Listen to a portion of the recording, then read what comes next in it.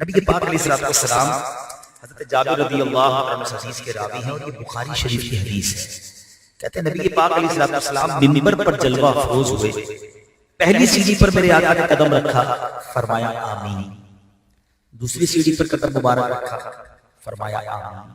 پھر تیسری سیڑھی پر قدم رکھا، نبی پاک نے فرمایا آمین. 3 بار آمین کہا.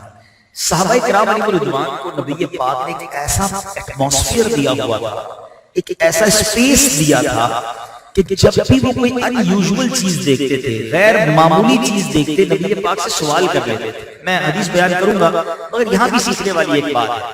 اللہ کے حبیب علیہ السلام کا مرتبہ کس قدر عرفہ و اعلیٰ ہے کہ آپ رب کے حبیب ہیں، باعث تخلیق کائنات ہیں. اللہ کے حبیب کے تو سارے غلام ہیں نا، مگر صحابہ کرام یعنی نبی پاک نے اپنے غلاموں کو ایسا ماحول دیا تھا کہ وہ جو چاہتے وہ پوچھتے، گھبراتے نہیں تھے، ڈرتے نہیں تھے، خوف کی فضا نہیں تھی. اس میں میرے اور آپ کے لیے کیا درس ہے کہ اگر آپ والد ہیں، آپ نے اپنے بچوں کو یہ سپیس دیا ہوا ہے. آپ کے بچوں کی والدہ آپ سے فریکوینٹ بات کر سکتی ہے یا اس کو بھی آپ کا موڈ اچھا ہونے کا انتظار رہتا ہے. آپ اگر باس ہیں، آفس میں ہیں اور آپ کے ساتھ آپ کے کام کرنے والے ہیں، ان کو آپ سے بات کرنے میں ڈر لگتا ہے یا وہ انتظار کرتے ہیں کہ صاحب کا موڈ ٹھیک ہے ورنہ کل بات کر لیں گے. سوچیں آپ، کچھ لوگ وہ ہوتے ہیں جن سے بات کرنے سے پہلے دیکھنا پڑتا ہے کہ حضرت کی آج کیفیت کیسی ہے، کھانا وانا کھا لیا کہ نہیں. اگر ایسے ہیں تو اچھے نہیں ہیں. ہاں یاد رکھیے اللہ کے نبی علیہ السلام سے بڑا مرتبہ ان کی جوتی کی لگنے والی خاک کے برابر نہیں. اور ہم سے بات کرنے میں لوگوں کو ڈر لگے. اور اللہ کے نبی علیہ السلام کا انداز صرف صحابہ کے ساتھ نہیں، مدینے کے بچے نبی پاک کا ہاتھ پکڑ کے جدھر لے جاتے آقا ان کے ساتھ بھی چلے جاتے.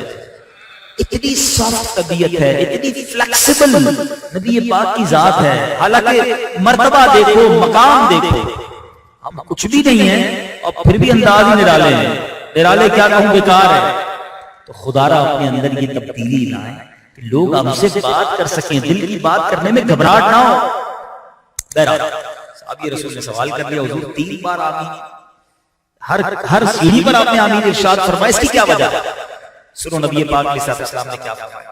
اللہ کے حبیب علیہ السلام فرماتے جب میں پہلی سیڑھی پر چڑھا تو جبریل امین میرے پاس حاضر ہوئے اور انہوں نے دعا کی، بدبخت ہوا وہ شخص جس نے رمضان المبارک کو پایا اور رمضان میں اپنی بخشش نہ کروا سکا. حدیث پاک کا میں خلاصہ نبی پاک نے فرمایا میں نے اس دعا پر آمین کہی. اٹ مینز رمضان پانے کے بعد رمضان میں کوئی اپنی بخشش نہ کروا سکے تو وہ برباد ہو جاتا ہے. سیکنڈ نبی پاک فرماتے دوسری سیڑھی پر قدم رکھا تو جبریل امین نے دعا کی کہ بدبخت ہے وہ شخص جس نے اپنی زندگی میں اپنے والدین کو پایا اور ان کی خدمت کی سبب جنت میں نہ پہنچا. یعنی ماں باپ کی خدمت سے وہ جنت میں نہیں داخل ہوا تو وہ بھی بدبخت ہے. نبی پاک نے فرمایا آمین. اے وہ لوگوں جن کے ماں باپ حیات ہیں، خدا را اپنے ماں باپ کی خدمت کرو. ماں باپ کی خدمت کر کے جنت میں نہ پہنچے تو پھر بربادی مقدر بن جائے گا. ذرا سوچئے دعا کرنے والا کون ہے؟ فرشتوں کے سردار حضرت جبرائیل علیہ السلام. اور اس پر آمین کہنے والے کون ہیں؟ نبیوں کے سردار صلی اللہ علیہ وسلم. تو there is no doubt، اب کوئی شک نہیں ہے اس دعا کی قبولیت میں. یہ دعا تو قبول ہی قبول ہے. اب جس کے ماں باپ کی اس نے ایسی خدمت نہ کی کہ جس کی وجہ سے وہ جنت میں پہنچے، اب وہ اپنا ٹھکانہ خود سوچ. خوش نصیب ہے جن کے ماں باپ حیات ہیں، ان کی خدمت کریں، ان کی دعائیں لیں، انہیں تکلیف نہ پہنچائیں.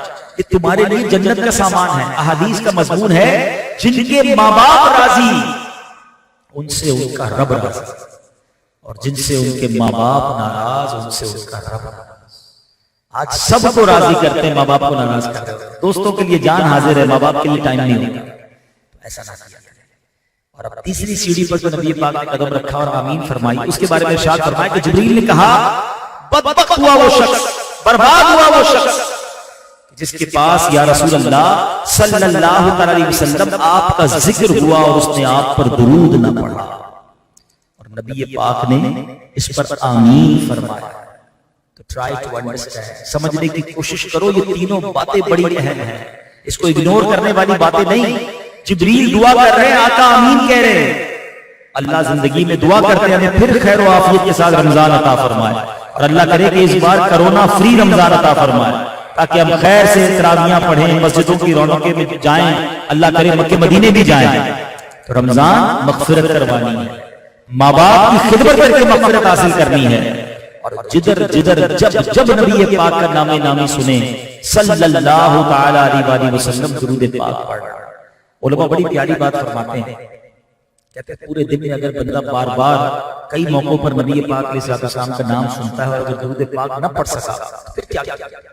بڑا پیارا انہوں نے فارمولا دیا کہ بندہ پورے دن میں ایک بار پرٹیکولر ایک خاص تعداد میں درود پاک پڑھ لے، مثال کے طور پر 100 بار درود پاک پڑھ لے، 200 بار پڑھ لے، تو اگر دن بھر میں اس نے کہیں نبی پاک علیہ السلام کا نام سنا تھا اور درود نہ پڑھ سکا تو یہ بعد میں پڑھنا جو ہے اس کے قائم مقام ہو جائے۔ میں بھی نیت کروں، آپ بھی نیت کریں کہ روزانہ انشاءاللہ کثرت کے ساتھ درود پاک پڑھیں گے۔ ایک بار پھر محبت کے ساتھ درود پاک پڑھنے، صلو علی الحبیب صلی اللہ تعالی علی محمد صلی اللہ علیہ وسلم۔ آج میں آپ کو دو حدیثیں ہی سمجھ لیں پرٹیکولرلی سنانے آیا ہوں۔ ایک حدیث تو میں نے سنا دی جس میں 3 سبق ملے، اب ایک اور بڑی کمال کی حدیث ہے۔ پہلے اس حدیث میں جو ریوارڈ ہے، جو انعام ہے، اس کو ریئلائز کر دیں، پھر جب حدیث سنیں گے تو اس کا لطف اور آئے گا۔ قیامت کا دن یہ کیسا دن ہوگا؟ ڈے آف ججمنٹ، اور یہ سب نے دیکھنا، ہم سب نے قیامت کا دن دیکھنا۔ کوئی ایسا نہیں ہوگا جو قیامت کے دن سے بچ جائے، ڈی ٹور نہیں ہو سکے گا، پہنچنا ہی پڑے گا قیامت کے دن۔ اور وہ دن ہمیں یاد دلانے کے لیے قرآن میں بے شمار آیتیں ہیں، بلکہ اللہ کا نظام دیکھو کہ روزانہ نماز پڑھتے ہیں، الحمدللہ رب العالمین الرحمن الرحیم مالک یوم الدین۔ روزانہ کئی بار ہماری زبان سے جملہ نکلتا ہے، پڑھتے ہو مالک یوم الدین کا معنی کیا ہے؟ روزے جزا کا مالک، قیامت کے دن کا مالک، یعنی گویا روز ریمائنڈر کال ہے کہ دیکھو ایک دن ہے جس دن اللہ کی بارگاہ میں پیش ہو۔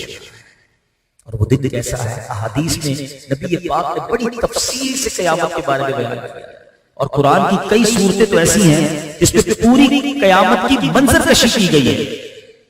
بڑی کمال کی صورت ہے، اللہ کرے پڑھنے والے، ترجمہ کرنے والے، ترجمہ پڑھنے والے، تفسیر پڑھنے والے بن جائیں۔ اللہ قرآن میں فرماتا ہے بسم اللہ الرحمن الرحیم القارعۃ مالقارعۃ وما ادراک مالقارعۃ یوم یکون الناس کالفراش المبثوث وتکون الجبال کالعہن المنفوش۔ کیا کمال انداز ہے قرآن کا، چند آیتوں میں قیامت کا نقشہ بھی کھینچ دیا کہ ایٹماسفیئر کیسا ہوگا، حالت کیسی ہوگی، پھر ہونا کیا ہے تمہارے ساتھ۔ قرآن کہتا ہے القارعۃ مالقارعۃ، دل دہلانے والی، تم کیا ہے دل دہلانے والی؟ پھر اگین کوسچن وما ادراک مالقارعۃ، تم نے کیا جانا وہ کیا ہے دل دہلانے والی؟ یہ قرآن کا ایک بڑا کمال کا اسلوب ہے، طریقہ ہے۔ جب آپ کو کوئی بات سمجھانی ہے، ایمفسائز کرنا ہے، تو قرآن سوال بھی کرتا ہے تو جواب بھی خود ہی دیتا ہے۔ سورہ قدر میں بھی آپ نے سنا ہوگا اِنَّا أَنزَلْنَاهُ فِي لَيْلَةِ الْقَدْرِ وَمَا أَدْرَاكَ مَا لَيْلَةُ الْقَدْرِ، تم نے کیا جانا لیلۃ القدر کیا؟ پھر خود قرآن جواب دے رہا ہے لیلۃ القدر خیر من الف شہر، کہ لیلۃ القدر 1000 مہینوں سے بہتر ہے۔ یہی انداز ہے یہاں پر تاکہ توجہ لی جائے، اٹینشن لی جائے، پڑھنے والا سمجھ لے کہ دیر از امپورٹنٹ، کوئی اہم بات ہو رہی ہے۔ القارعۃ مالقارعۃ، مفسرین لکھتے ہیں کہ قارعہ قیامت کے ایک نام میں سے نام ہے۔ پھر فرما رہا ہے کہ وہاں ہوگا کیا؟ یوم یکون الناس کالفراش المبثوث، لوگ کیسے ہوں گے جیسے پھیلے ہوئے پتنگے۔ آپ نے دیکھا ہوگا بارش میں وہ پتنگے جو ہوتے ہیں کبھی ادھر جا رہے ہوتے ہیں کبھی ادھر جا رہے ہوتے ہیں، گر کے مر رہے ہوتے ہیں۔ جس طرح پتنگوں کی کوئی ڈائریکشن نہیں ہوتی ہے، انسان یوں بدحواس بھاگ رہے ہوتے ہیں، بے چین ہوں گے، بے قرار ہوں گے، اور ایسی دہشت ہوگی، ایسا زلزلہ ہوگا کہ بڑے بڑے پہاڑ جو ہیں نا، اس کے بارے میں قرآن کہتا ہے وَتَكُونُ الْجِبَالُ كَالْعِهْنِ الْمَنفُوشِ، یہ پہاڑ ایسے ہوں گے جیسے دھنکی ہوئی اون اڑتی ہے۔ آپ نے دیکھا ہوگا جب رضائی کوئی بناتا ہے، وہ ڈنڈا مارتا ہے رضائی بنانے والا، جو اون ہے وہ دھنکی بھی اڑتی ہے، ایسے اڑ رہی ہوگی پہاڑ جیسے، ایسے اڑ رہے ہوگی۔ سوچو کیسی دہشت ہے۔ اب اس تمام دہشت کے عالم میں کیا ہوگا؟ قرآن کہتا ہے فَأَمَّا مَنْ ثَقُلَتْ مَوَازِينُهُ فَهُوَ فِي عِيشَةٍ رَاضِيَةٍ. قرآن کہتا ہے جس کی تولیں بھاری ہو گئی، جس کی نیکیوں کا پلہ بھاری ہو گیا، وہ مزے میں ہے، وہ عیش میں ہے، وہ من مانتے چین میں ہے. یعنی وہاں اسکیل لگے گا. اتنے ٹینشن کے ماحول میں، اتنی گھبراہٹ کے ماحول میں حساب کتاب ہوگا، پیسوں کا نہیں، اعمال کا. اور جس کی تولیں ہلکی پڑ گئی، نیکیاں کم گنا زیادہ. اما من خفت موازینہ، ہلکی پڑ گئی، اس کے ساتھ کیا ہوگا؟ فامہ ہاویہ. پھر قرآن کہتا ہے وہ ہاویہ ہے کیا؟ تم نے کیا جانا؟ وما ادراک ما ہی. پھر آنسر بھی قرآن ہی دے رہا ہے، نار حامیہ، ایک آگ ہے شعلے مارتی ہوئی، جہنم کی آگ میں ڈال دیا جائے گا. within few آیات، 7-8 آیتوں میں اللہ نے قیامت کا نقشہ بھی کھینچا، ہمیں بتایا تمہارے ساتھ کیا ہوگا یہ بھی بتایا. اب آپ سوچیں تیاری کیا ہے؟ ہر چیز کی تیاری کرتا ہے. اسٹوڈنٹ امتحان کی تیاری کرتا ہے، بندہ کاروبار میں تو ٹائم آنے والا تو اس کی تیاری کرتا ہے، ٹیکس کے دن آتے ہیں تو ریٹرن کی تیاری کرتا ہے، ویزا لینا ہوتا ہے تو انٹرویو کی تیاری کرتا ہے، کسی ملک میں جانا ہے تو ایئرپورٹ کی تیاری کرتا ہے، ٹھنڈ آ جائے تو ٹھنڈ کی تیاری، گرمی آئے تو گرمی کی تیاری، ہر چیز کی تیاری ہے. قیامت کی کیا تیاری ہے؟ اور اسی قیامت کے دن ایک اور جو بہت بڑی تکلیف ہوگی نا، سورج 1.25 میل پر ہوگا، زمین تانبے کی ہوگی، اور اتنی گرمی ہوگی. احادیث میں مضبوط ملتا ہے کہ بندے کچھ لوگ تو ایسے ہوں گے جو اپنے پسینے میں ڈبکیاں کھا رہے ہیں، زبانیں سوکھ کر کانٹا ہو گئی ہوں گی، پیاس کی شدت ہوگی. ایسے وقت میں کچھ خوش نصیب ایسے ہوں گے جن کو اللہ کے عرش کا سایہ ملے.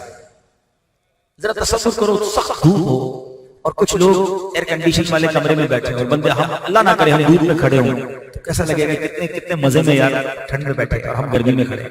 یہاں کی گرمی تو کچھ نہیں ہے. سورج 1.25 میل پر، زمین تانبے کی، کوئی ٹیمپریچر کا تو سوال ہی نہیں ہم کیلکولیٹ کر سکیں، اتنی گرمی. مگر نبی پاک فرماتے اس دن بھی کچھ خوش نصیب ہوں گے جن کو قیامت کے دن اللہ کے عرش کا سایہ نصیب ہوگا.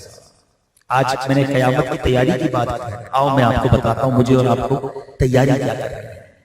سب سے پہلے تو آج ٹارگٹ یہ بنانا ہے کہ قیامت کے دن جو اللہ کے عرش کے سائے تلے ہوں گے نا، ہم نے ان لوگوں میں شامل ہوگا. اب وہ کیسے ہو سکتے ہیں؟ نبی پاک نے جو حدیث سنانے آیا ہے، 7 قسم کے لوگوں کے بارے میں فرمایا. there are 7 categories. یہ وہ خوش نصیب ہوں گے جن کو قیامت کے دن اللہ کے عرش کا سایہ نصیب ہو. اب ان 7 قسم کے لوگوں میں اور آپ ہیں کہ نہیں وہ چیک کرنا ہے، اور نہیں ہیں تو آج سے ایسی زندگی گزارنی ہے کہ ان 7 میں کہیں نہ کہیں میرا نام ہونا چاہیے، ورنہ تو مارا جاؤں گا نا. گرمی میں کیسے کھڑا رہ سکوں گا؟ اتنی گرمی ہوگی. اور جو اللہ کے عرش کے سائے تلے ہوگا، جب رب نے اپنے عرش کا سایہ دے دینا ہے تو پھر جنت میں داخل بھی کر ہی دینا ہے. ٹھیک ہے نا؟ گھر پہ مہمان والا جو بلاتا ہے پھر تو مہمان کو خوش کر کے بھیجتا ہے. تو اب سنو وہ 7 قسم کے لوگ کون ہیں. نمبر 1، نبی پاک علیہ السلام فرماتے ہیں کہ جن کو اللہ کے عرش کا سایہ ملے گا، پہلا نمبر عادل حکمران. وہ حکمران جو عدل کرنے والا ہو، جسٹس کرنے والا. اب ٹھیک ہے، اب یہاں حکمران تو نہیں بیٹھے، ہو سکتا ہے میرا بیان ابھی دیکھیں کوئی بعد میں ایسے لوگ دیکھیں جو رولرز ہوں.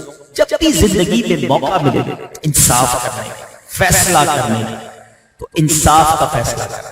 ہمارے یہاں جماعت کے چونکہ لوگ بیٹھے ہیں، کبھی آپ کو خاندانوں میں فیصلہ کروانا پڑتا ہوگا، کبھی محلے میں فیصلہ ہوتا ہے، کبھی ہماری اپنی فیملی میں کوئی گڑبڑ ہو جاتی ہے، بچوں میں، فیملی میں، بھائی بہنوں میں. جب بھی زندگی میں فیصلہ کرنا پڑے، عدل کرنا.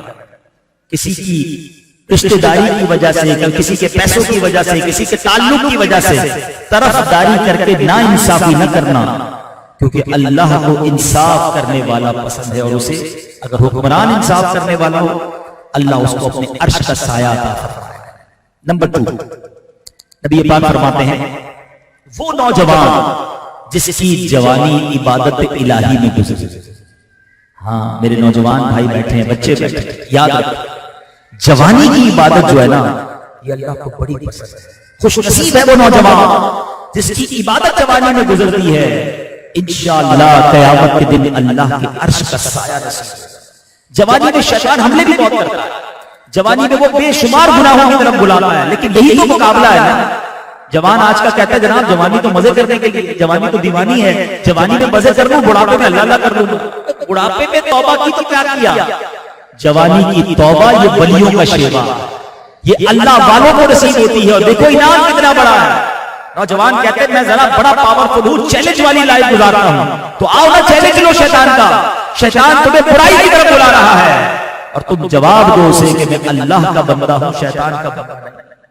اے وہ نوجوانوں جو گناہوں کی طرف چلے جاتے ہو، اپنے آپ کو بچاؤ گناہوں سے، کیونکہ وہ جوان جس کی جوانی عبادت میں گزرتی ہے انشاءاللہ قیامت کے دن اللہ کے عرش کا سایہ نصیب ہے۔ خوش نصیب ہیں آپ کو دعوت اسلامی میں ایسے کئی اسلامی بھائی ملیں گے جو نوجوان بھی ہیں اور عبادت گزار بھی ہیں، عالم بن رہے ہیں، حافظ بن رہے ہیں، گناہوں سے بچ رہے ہیں۔ خوش نصیب ہیں ان کے والدین جن کے جوان بیٹے نیکیوں کی طرف ہیں۔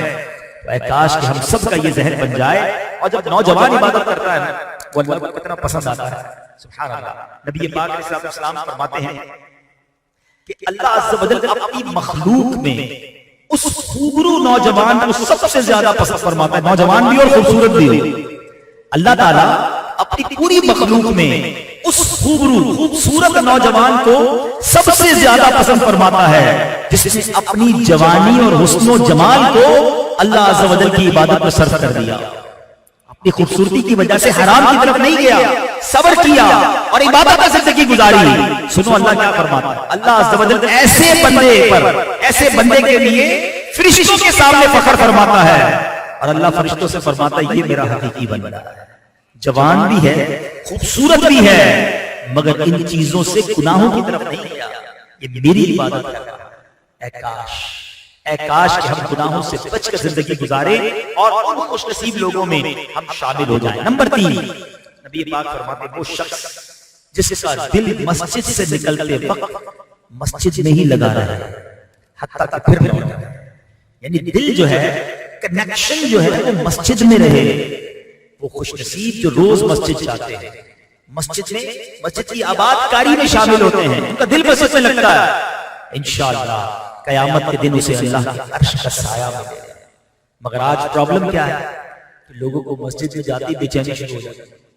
علماء فرماتے ہیں کسی کو چیک کرتا ہوں کہ اس کا ایمان کتنا مضبوط ہے، یہ دیکھو اس کا تعلق مسجد کے ساتھ کیسا ہے۔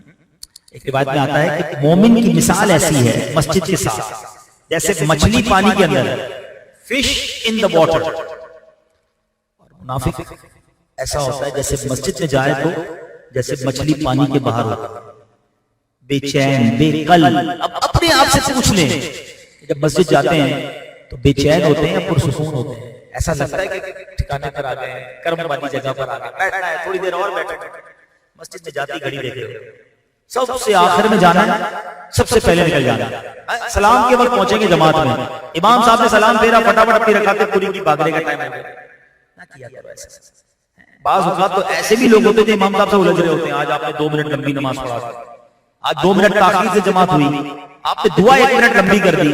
اللہ کے بندو تمہیں 2-4 منٹ اللہ کے گھر میں بیٹھنے کو مل گیا، تمہیں بے چینی ہو رہی ہے۔ اچھا یہی 2-4 منٹ کی بحث کرنے والا باہر پان کی دکان پہ 1 گھنٹہ کھڑا ہوا، اس کو کوئی ٹینشن نہیں، پوچھو کہ دل سے یہ میں کیا کر رہا ہوں، نہیں جانا۔ اللہ کے گھر میں جائیں تو سکون سے بیٹھیں۔ اور کچھ لوگ کہتے ہیں نا میں مسجد نہیں جاتا، یہ ان کی بھول ہے۔ جناب آپ نہیں جاتے، آپ کو بلایا نہیں جاتا۔ ہاں اللہ کے گھر میں بغیر اجازت کیسے جاؤ گے؟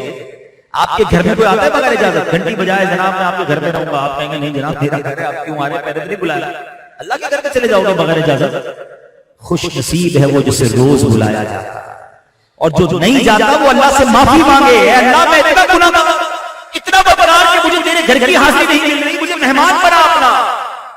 اور دیکھو جب اللہ کے گھر میں جایا کرو نا، مسجد میں، تو اس کی تعظیم بھی کیا کرو۔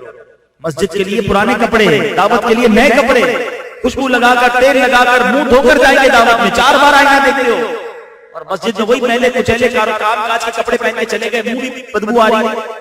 تعظیم کرو، اللہ کے گھر کی تعظیم کرو گے وہ تمہاری جھولیاں بھر دے گا۔ اور مزید جب اللہ کے گھر جاتے ہو تو یہ سوچ کر جایا کرو کہ رب نے بلایا ہے تو خالی ہاتھ تو نہیں لوٹائے گا۔ جب آپ کے گھر کوئی مہمان آتا ہے آپ کیا کرتے ہیں؟ میزبان کی خواہش ہوتی ہے کہ مہمان خوش ہو کر جائے۔ جب اللہ نے بلایا ہے اپنے گھر میں تو وہ ضرور نوازے گا، مگر بیٹھو گے تو صحیح نہ، بھاگنے کی پڑی۔ تو بہرحال خوش نصیب ہے وہ شخص جو مسجد سے جڑا رہتا اللہ کے عرش کا سایہ اس خوش نصیب کو ملے گا کہ جو مسجد سے باہر نکلے تو اس کا دل پھر بھی مسجد میں لگا رہا ہے۔ نمبر 4 آقا فرماتے ہیں صلی اللہ علیہ وسلم وہ دو شخص جو اللہ عز و جل کے لیے محبت کرتے ہوئے جمع ہوں اور محبت کرتے ہوئے جدا ہو جائیں، یعنی ان کی ملاقات کا مقصد کوئی دنیاوی نہیں ہے، پیسے لینے پیسے دینے کاروباری میٹنگ ہے، کوئی مطلب ہے نہیں، فقط اللہ کی رضا کے لیے ملتے ہیں، اللہ کی رضا کے لیے جدا ہو جاتے ہیں۔ فرمائیں ان دونوں کو اللہ اپنے عرش کا سایہ نصیب فرمائے۔ اب یہ جو آج کا اجتماع ہے اس میں کئی تو ہوں گے ایسے جو رشتہ دار ہوں گے جن کو بلایا گیا ہوگا، لیکن اگر اس نیت سے آئیں کہ یار جانا پڑے گا، نہیں جائیں گے تو برا لگ جائے گا، پھر تو فارمیلٹی ہے، اور اس لیے آئیں کہ چلو یار اللہ رسول کا ذکر ہوگا، نیک لوگوں کا دیدار ہوگا، میرا تو یہاں کوئی رشتہ دار مجھے نظر نہیں آ رہا، ٹھیک ہے؟ تو ایسے لوگ جو اس لیے آئے ہیں کہ فقط اللہ کے لیے آئے ہیں، تو یہ وہ ملاقاتیں ہیں جو انشاءاللہ قیامت کے دن اللہ کے عرش کے سائے کا سبب بنیں گے انشاءاللہ۔ تو ایسے اجتماعات میں جایا کریں، دعوت اسلامی کے اجتماعات ہوتے ہیں، مدنی قافلے، یہ وہ موقع ہوتے ہیں جس میں ایک دوسرے کو جان بھی نہیں رہے ہوتے مگر پھر بھی مل رہے ہوتے ہیں، محبتیں ہو رہی ہوتی ہیں۔ یہ اللہ کی رضا کے لیے جو محبت ہے نا مسلمانوں کی آپس میں، یہ اللہ کو بڑی پسند ہے، اور اس بارے میں بڑی روایتیں ملتی ہیں۔ میں آپ کو روایت سناؤں، اور یہ حدیث پاک کمال کی حدیث ہے، سیدنا ابو ہریرہ رضی اللہ عنہ سے مروی ہے۔ حدیث کے الفاظ یہ ہیں کہ عرش کے گرد نور کے منبر ہوں گے، ان پر موجود لوگوں کے لباس اور چہرے نورانی ہوں گے، وہ نہ انبیاء ہیں نہ شہداء ہیں، بلکہ ان پر انبیاء اور شہداء رش کریں گے۔ صحابہ کرام نے عرض کی یا رسول اللہ صلی اللہ علیہ وسلم یہ کون لوگ ہوں گے، ان کی صفات کو بیان فرمائیں۔ نبی پاک فرماتے ہیں کہ یہ وہ لوگ ہیں جو اللہ عز و جل کی رضا کے لیے آپس میں محبت کرتے ہیں، اس کی رضا کی خاطر ساتھ بیٹھتے ہیں اور اسی کی رضا کی خاطر ایک دوسرے سے ملتے ہیں۔ There is no other need، کوئی اور وجہ نہیں، اللہ کی رضا کے لیے۔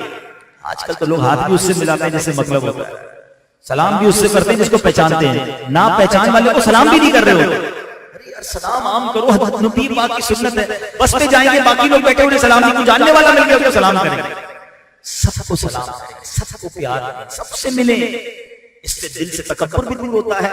اور آج آپ نے فضیلت بھی سن لی، جو اللہ کی رضا کے لیے ملتا ہے انشاءاللہ بروز قیامت اسے اللہ کے عرش کا سایہ ہے۔ پانچواں، 4 بیان کر چکا ہوں، ابھی تک اگر ہمارا آپ کا نمبر نہیں آیا تو سوچ لو کب آئے گا، شامل ہونا ان لوگوں میں۔ پانچواں فرماتے نبی پاک علیہ السلام آئے وہ شخص جو خلوت اکیلے اللہ کو یاد کرے اور اس کی آنکھوں سے آنسو بہے، اکیلے میں اللہ کو یاد کر کے روتے۔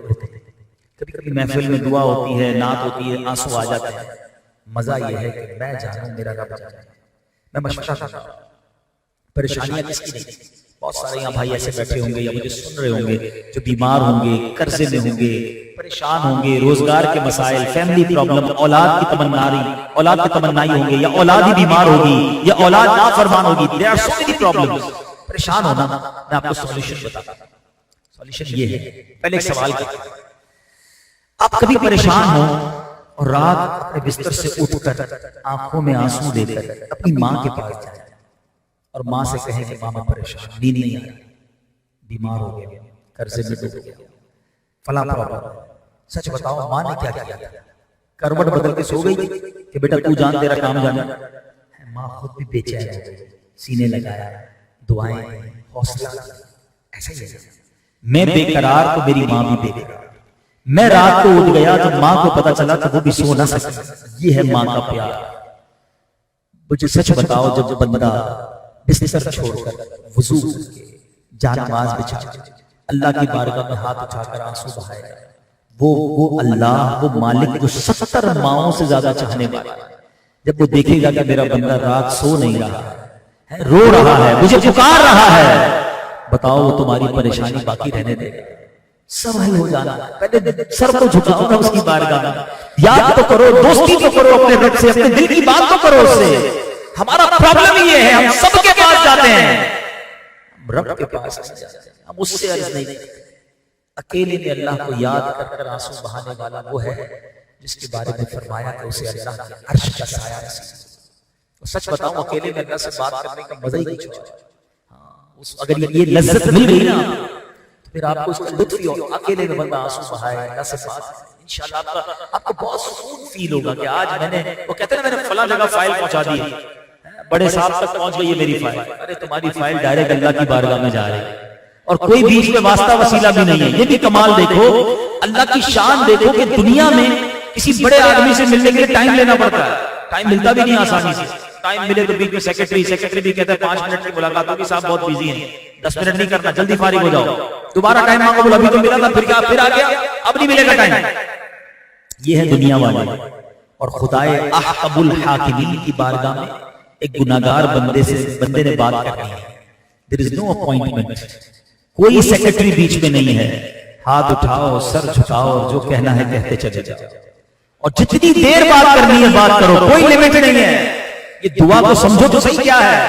مولا علی شیر خدا کرم اللہ تعالی وجہ کریم کمال کی بات فرماتے ہیں. فرماتے جب میرا جی چاہتا ہے رب مجھ سے بات کرے، میں قرآن پڑھنا شروع کر دیتا ہوں. قرآن کیا کلام اللہ ہے نا. جب میرا جی چاہتا ہے رب مجھ سے کلام کرے، میں قرآن پڑھتا ہوں. اور جب جی چاہتا ہے میں رب سے بات کروں، میں دعا کرنے لگ جاتا ہوں. اتنا آسان ہے اللہ سے بات کرنا. پھر بھی نہیں کرتے. اکیلے میں اللہ کو یاد کرو، اپنے گناہوں کی معافی مانگو، بہاؤ آنسو، انشاءاللہ گناہ بھی معاف ہوں گے اور اللہ کے عرش کا سایہ بھی قیامت کے دن نصیب ہوگا. نمبر 6 میرے آقا علیہ السلام فرماتے ہیں وہ شخص جسے مال و جمال والی کوئی عورت گناہ کے لیے بلائے اور وہ کہے کہ میں اللہ سے ڈرتا ہوں. یعنی موقع ہو گناہ کرنے کا اور وہ نوجوان وہ مرد پیچھے ہٹ جائے کہ نہیں میں نے یہ گناہ نہیں کرنا، اللہ کریم اسے قیامت کے دن اپنے عرش کا سایہ نصیب کرنا ہے. مگر آج تو حال یہ ہے کہ لوگ گناہوں کا موقع ڈھونڈ رہے ہوتے ہیں. کدھر گناہ ملے گا، وہ کون سا علاقہ ہے، کون سا ایریا ہے. اپنا ملک چھوڑ کر، اپنا شہر چھوڑ کر ان علاقوں پہ جاتے ہیں، ادھر جا کر گناہ کریں گے، کوئی دیکھنے والا نہیں. نہ کرو ایسا. جب بھی گناہ کرنے کو جی چاہے نا، کاش اے کاش یہ دل پر نقش ہو جائے اور یاد آ جائے کہ جو میں کر رہا ہوں وہ اللہ دیکھ رہا ہے. دروازہ بند ہے، لائٹ آف ہے، ہیڈ فون کان میں لگا ہوا ہے، کسی کو پتہ نہیں میں کیا دیکھ رہا ہوں، کسی کو پتہ نہیں میں کیا سن رہا ہوں، مگر میرا رب جانتا ہے میں کیا کر رہا ہوں. اللہ کرے یہ خیال آ جائے. اور وہ شخص جو موقع ہوتے ہوئے یہ حرام کام چھوڑ دے، اللہ کے نبی علیہ السلام فرماتے ہیں کہ قیامت کے دن اللہ کے عرش کا سایہ نصیب.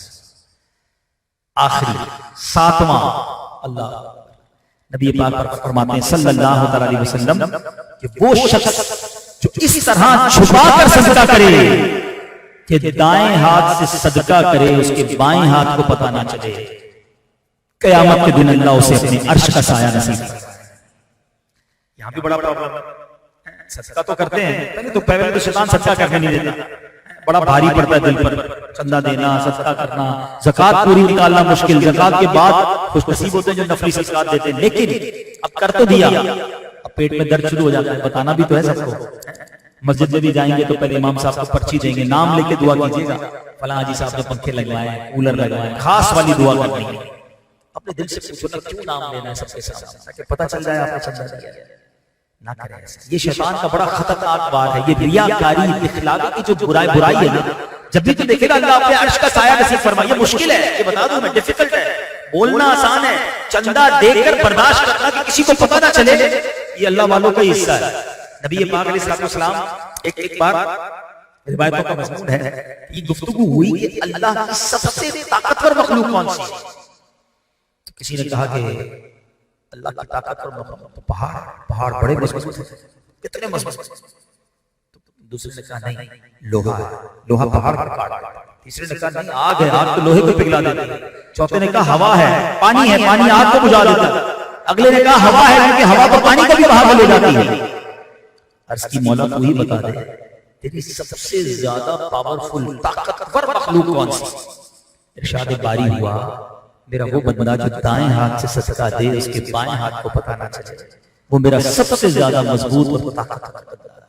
اٹس ویری ڈیفیکلٹ، مانتا ہوں میں، لیکن شیطان سے مقابلہ ہے نا. وہ چاہتا ہے کہ میرے صدقے باطل ہو جائیں، میں خرچ بھی کروں اور ثواب نہ ملے. ایک تو خرچ کرنا مشکل تھا، خرچ کر کے ضائع ہو جائے تو کتنی بڑی تکلیف ہوگی. تو یہ سمجھو، بتانا نہیں، دکھانا نہیں، میں جانا میرا رب جانا. تو یہ شیطان کا واقعی وار ہے. لوگ بتاتے ہیں، دکھاتے ہیں، ہر عمل میں یہ پرابلم ہے. پہلے مشہور تھا نیکی کر دریا میں ڈال، آج نیکی کر فیس بک پہ ڈال. ہر چیز ڈالنی ہے فیس بک پہ، ہر چیز ڈالنی ہے سوشل میڈیا. سجدہ کرنا ہے تو بھی ڈالنا ہے، طواف کرنا ہے تو بھی ڈالنا ہے، صدقہ دینا ہے تو بھی ڈالنا ہے. نہ کریں. ویسے ایک آخری بات کر کے اپنے بیان کو کنکلوڈ کرتا ہوں. میرے لیے بھی یہ سوال ہے، یہ سوال میں اپنے آپ سے بھی کرتا ہوں، آپ سے بھی کرتا ہوں، اکیلے میں اپنے آپ سے پوچھتا ہوں. ایسی کتنی نیکیاں ہیں آپ کے پاس اور میرے پاس جو فقط میں جانوں اور میرا رب جانے؟ اپنے آپ سے پوچھنا کبھی اکیلے، جو کسی کو نہیں پتا ہے، صرف میں جانتا ہوں اور میرا رب جانے. جواب مزیدار نہیں آیا کیونکہ ہم نے کچھ نہیں چھوڑا. جو کچھ کیا چھپ کر کیا نا انہوں نے بتایا. تہجد تو بندہ کمرے میں بند ہو کے پڑھتا ہے پھر بھی بتا دیتا ہے بس یار آج کل جلدی اٹھ جاتا ہوں. خیر تو ہے وہ تہجد پڑھتا ہوں نا. اچھا ماشاءاللہ آپ تہجد پڑھتے ہیں، بس اس نے یہ کہنا ہے اور ہمیں تسلی ہو جانی ہے. ہماری جیسے وہ نہیں آتا واٹس ایپ پہ میسج آتا ہے ڈبل ٹک ہو جاتا ہے، ہمیں لگتا ہے ڈبل ٹک ہو گیا، اس کو پہنچ گئی میری تہجد، اس نے شاباش دے دی، سمجھ لو ختم بھی ہو گئی، آپ کی تہجد بھی دھل گئی. کیوں بتایا کسی کو بھائی میں نے تہجد پڑھی ہے؟ علماء بڑی کمال کی بات فرماتے ہیں، اخلاص. What is the definition of اخلاص؟ علماء کہتے ہیں اخلاص یہ ہے کہ جس طرح بندہ اپنے گناہوں کو چھپاتا ہے اس طرح اپنی نیکیوں کو چھپاتا ہے. گناہ بتاتے ہیں یار رات کو فلم دیکھی تھی، آنکھوں نے حرام دیکھ لیا، کان نے حرام سن لیا، بس یار تھوڑی دیر پہلے جھوٹ نکل گیا. نہیں، کوئی نہیں بتایا. وہ میں 3 تسبیحاں پڑھتا ہوں روز درود پاک، یہ بتائیے. ہمارا تو تجربہ ہے نا، ہم تو ملتے ہی رہتے ہیں لوگوں سے. ہم آدھا گھنٹہ ملتے ہیں نا 15 منٹ. اب یقین کریں 15 منٹ کے 15 سال کی نیکیاں گنوائیں گے. الحمدللہ 2000 میں حج پر بھی گیا تھا، 2010 سے تو مسلسل عمرے پہ جا رہا ہوں. اچھا میں اللہ کا بڑا کرم ہے، رجب شعبان رمضان کے 3 مہینے کے روزے رکھتا ہوں. ہمارے محلے میں مسجد ہے، اس کی چھت بھی ہم نے ڈلوائی تھی. ہمارے والد صاحب تو ماشاءاللہ بہت صدقہ خیرات کرتے ہیں. ہمارے علاقے میں اسکول بھی ہم نے بنایا. بندہ کہے یار کس نے پوچھا ہے آپ سے، کیوں بتا رہے ہیں؟ اچھا آپ کو 15 سال پرانا حج یاد ہے جو آپ 15,000 آدمی کو بتا چکے ہیں. کل صبح جھوٹ بولا تھا یہ یاد ہے؟ وہ یاد بھی نہیں ہوتا. یعنی نیکی کر کے بھولنا چاہیے، گناہ کر کے یاد رکھنا چاہیے تاکہ توبہ کرے آدمی. ہم عجیب لوگ ہیں، نیکیاں کر کے یاد رکھا ہوا اور گناہ روز کر رہے ہیں اور روز بھولتے جا رہے ہیں. نہ کریں، یہ شیطان کا وار ہے. پہلے وہ نیکی کرنے نہیں دیتا اور اگر ہو جائے تو بچنے نہیں دیتا.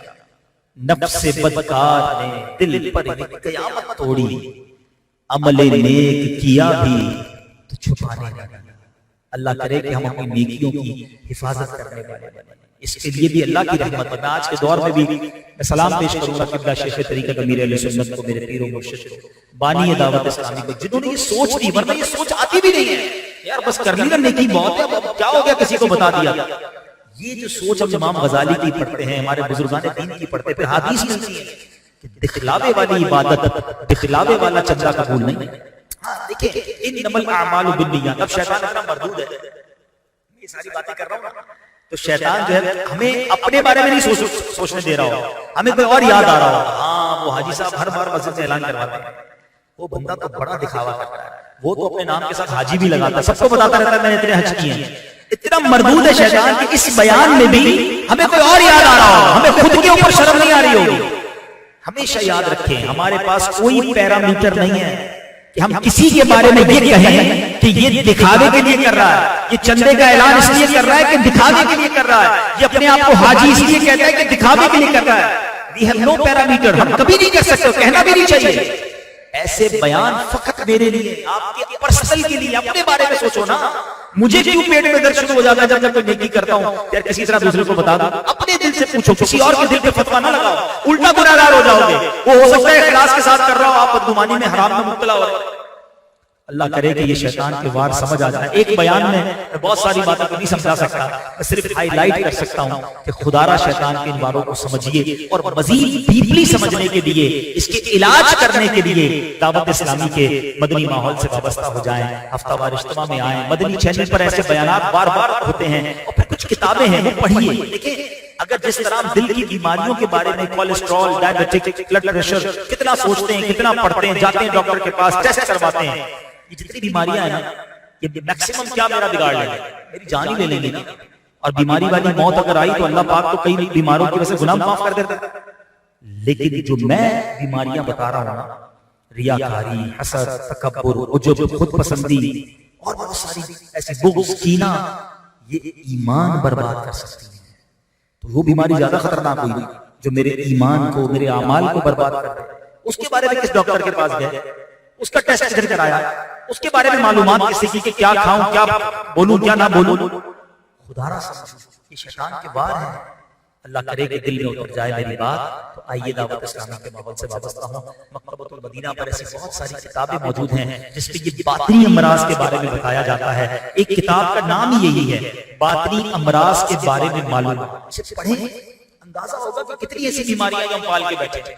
اللہ پاک میرے دل کو بھی صاف کر دے، آپ کے دل کو بھی صاف فرما دے، ہمیں نیک بنا دے، حقیقی ایسا بندہ بنا دے جو اسے پسند آتا ہے۔ تو آج میں نے 7 قسم کے لوگوں کے بارے میں آپ کو بتایا ہے جن کو اللہ کے عرش کا سایہ نصیب ہوگا۔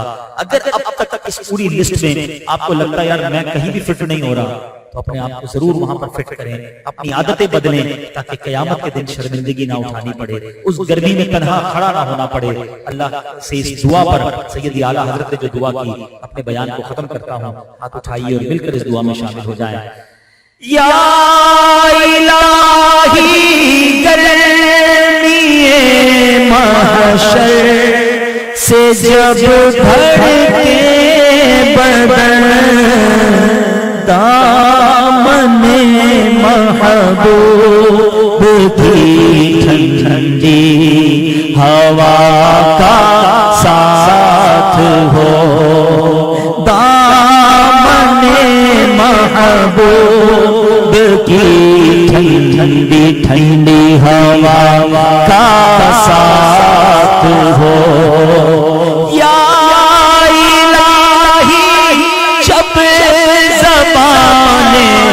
باہر آئے پیاس سے، دامن محبوب کی ٹھنڈی ہوا کا ساتھ ہو۔ اللہ ساتھیے کوثر شہ جود عطا کا ساتھ ہو۔ آمین آمین آمین بجاہ نبی صلی اللہ علیہ وسلم۔